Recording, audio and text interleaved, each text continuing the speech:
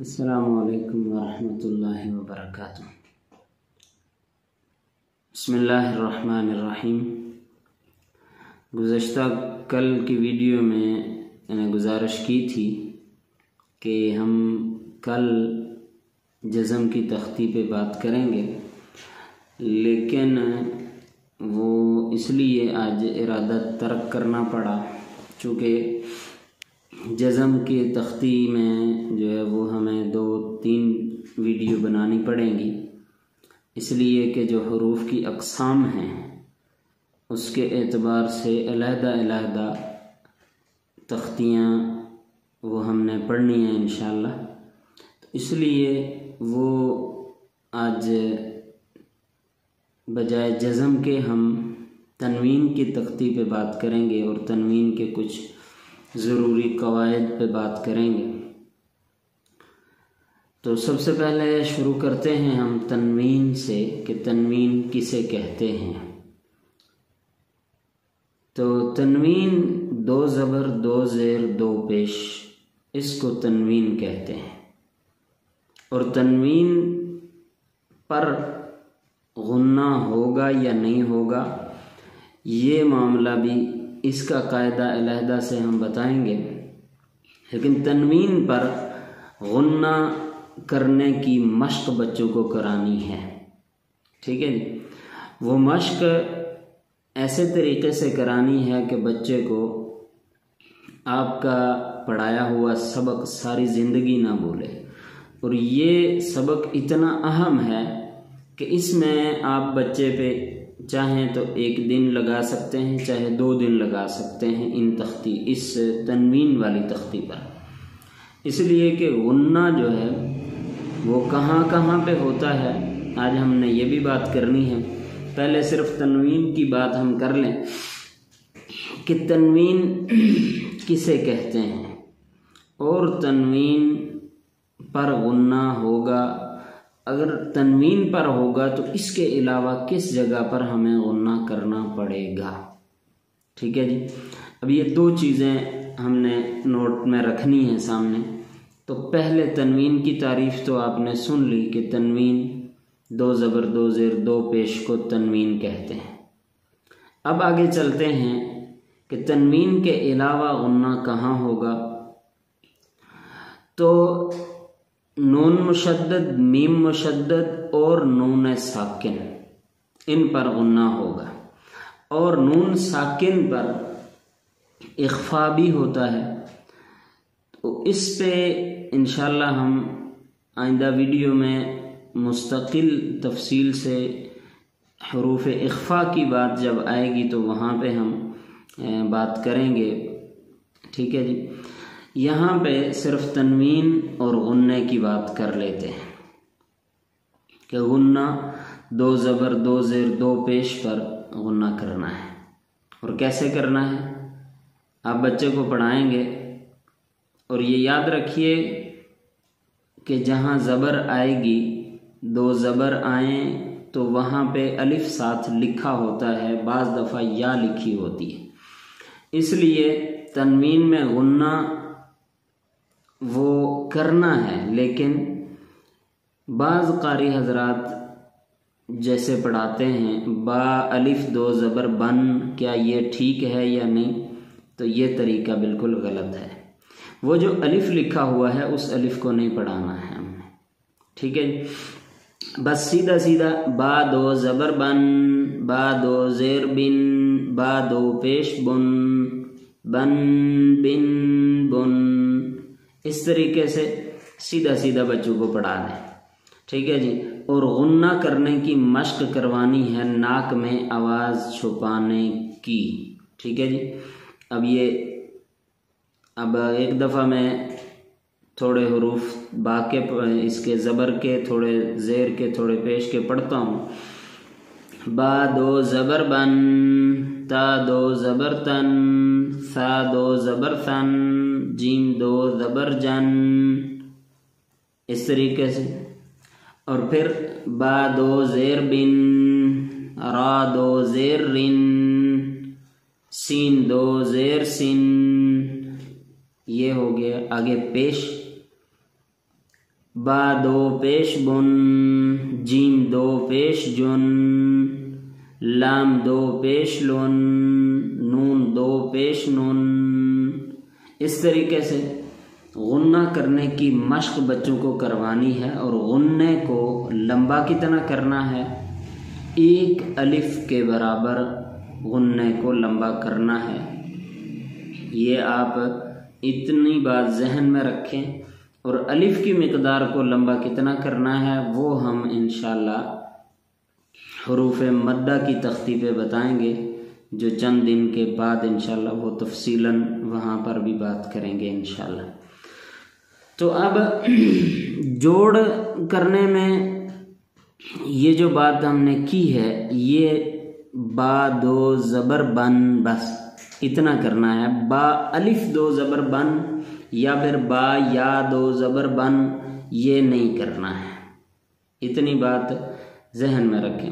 الف کو قاری حضرات جو پڑھاتے ہیں، یا وہ طلبہ یا وہ حضرات جو ٹیوشن پڑھاتے ہیں، یا وہ والدین جو اپنے بچوں کو پڑھاتے ہیں، وہ یہ طریقہ اگر پڑھانے میں پہلے استعمال کیا ہے تو اب اس طریقے کو ختم کر دیں، ٹھیک ہے جی۔ اور بچوں کو یہ بتا دیں کہ تنوین کے بعد، دو زبر کی تنوین کے بعد جو الف اور یا لکھا ہوتا ہے وہ پڑھنے کے لیے نہیں ہوتا، اس کو نہیں پڑھنا ہم نے، ٹھیک ہے جی۔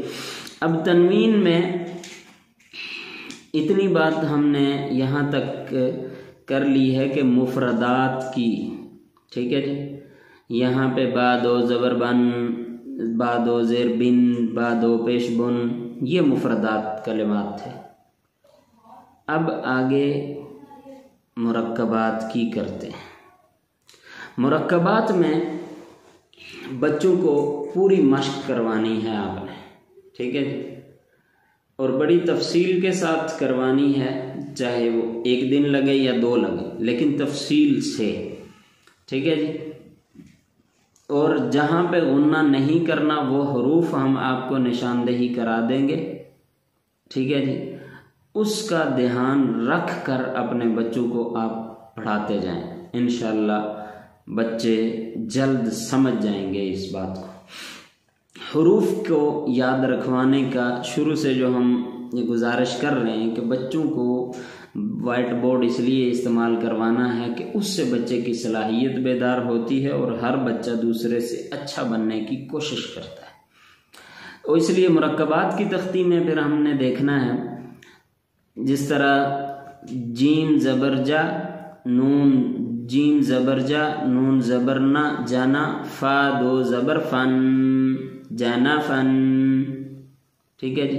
اسی طرح کاف زبر کا، سین زبر سا، کسا، با دو زبر بن، کسا بن۔ اور پھر ایک مثال ہم یہ پڑھ لیتے ہیں یا کی، ہا پیش ہو، دال دو زبر دن، ٹھیک ہے جی، دال دو زبر دن، ہدن۔ یہ جو میں نے ابھی غلطی کی ہے، یہ غلطی ہم سے اکثر ہوتی ہے، یہ غلطی آپ نے نہیں کرنی، ٹھیک ہے جی۔ آگے جب آپ نے پڑھانا ہے بچے کو تو غنہ آپ نے بھی پہلے کرنا ہے، ٹھیک ہے جی۔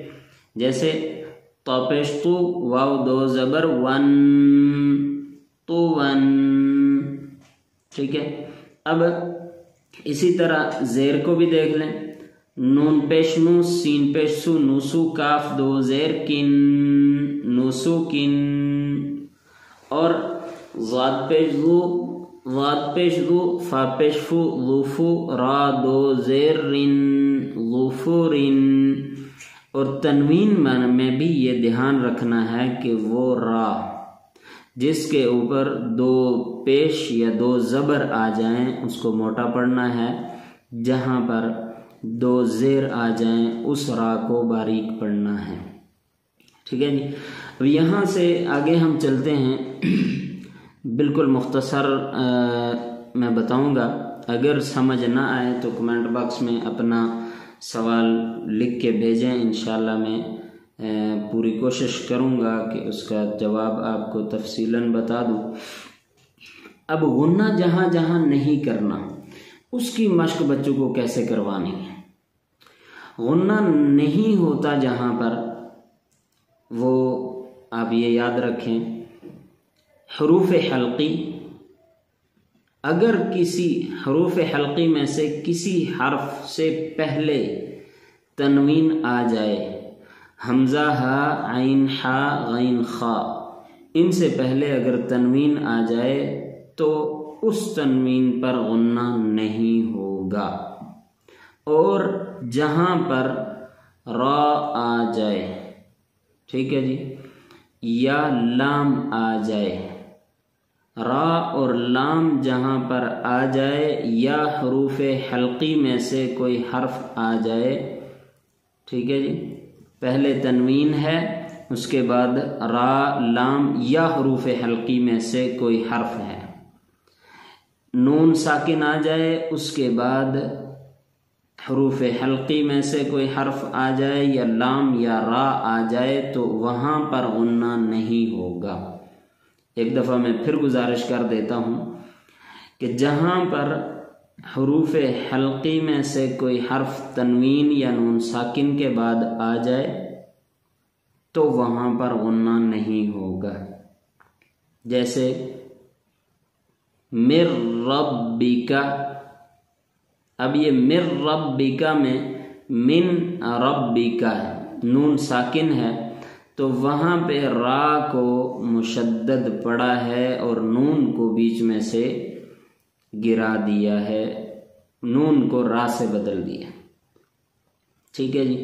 اسی طرح جزاء، آگے ہے الملائکۃ، اب یہ جو جزاء اور اس کے بعد حمزہ ہے الملائکۃ، اب وہ حمزہ جو ہے وہ حمزہ یہاں پہ حروف حلقی میں سے ہے، ٹھیک ہے جی، پیچھے تنوین ہے، الملائکۃ کا جو حمزہ ہے وہ حمزہ تنوین میں مانع ہے، ٹھیک ہے جی۔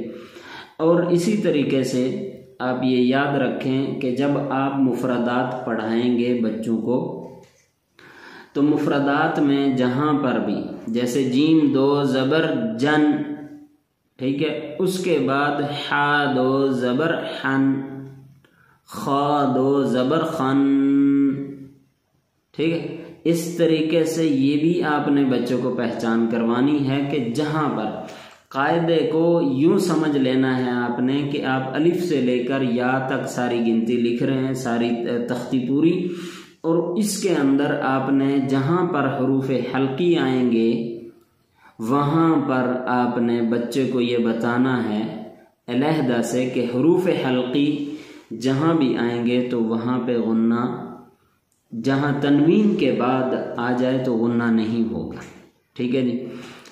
اور اسی طریقے سے نون ساکن کے بعد حروف حلقی میں سے آ جائے کوئی حرف بھی ہو، حمزہ ہا عین حا غین خا، یا پھر نون ساکن کے بعد را یا لام آ جائے، ٹھیک ہے جی، جیسے اللہ تخافو، اللہ تخافو کے اندر ان لا تخافو، یہاں پر بھی نون کو گرا دیا گیا ہے۔ اور اسی طریقے سے بہت سی مثالیں ہیں جو انشاءاللہ اگر ضرورت پڑی تو تفصیلاً میں مزید بھی کوشش کروں گا کہ قاعدے جو ہے وہ لکھ کر ایک ویڈیو ان کی علیحدہ بنا کے بھیج دوں۔ تو یہ چیزیں ہیں جن کا ہم نے خیال رکھنا ہے، باقی انشاءاللہ تفصیل کل یا پھر پرسوں۔ اللہ نگہبان۔ السلام علیکم ورحمۃ اللہ وبرکاتہ۔